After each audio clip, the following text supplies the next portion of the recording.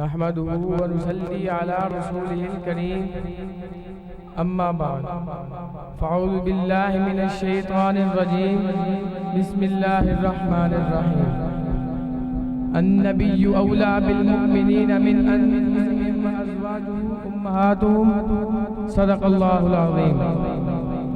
وقال النبي صلى الله عليه وسلم لا يؤمن أحدكم حتى أكون أحب إليه من والده وولده والناس أجمعين أو كما قال صلى الله عليه وسلم.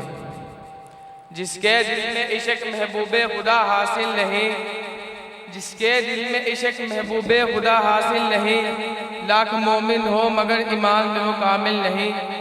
محترم ساتھ اکرام میں طلبہ ساتھیوں، السلام علیکم. آج میں آپ حضرات کے سامنے حضور صلی اللہ علیہ وسلم سے مسلمانوں کی محبت کے موضوع پر لب کشائی کرنے کی رسالت کرنا چاہتا ہوں.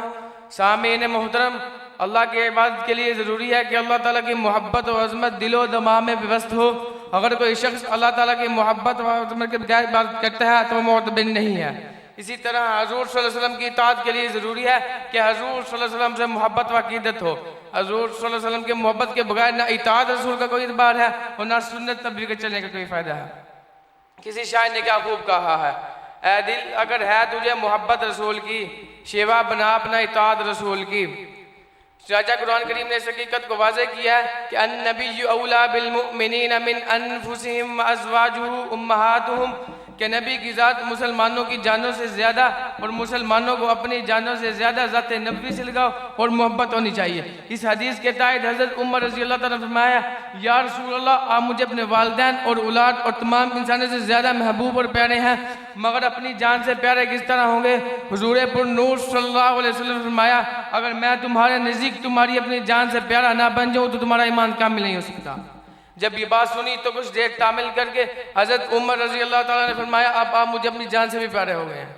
سرکار دو عالم صلی اللہ علیہ وسلم نے فرمایا، الآن یا عمر، اے عمر تیرا ایمان کامل و مکمل ہو گیا. سامعین مکرم، مسلمانوں کو حضور صلی اللہ علیہ وسلم سے محبت کیوں نہ ہو؟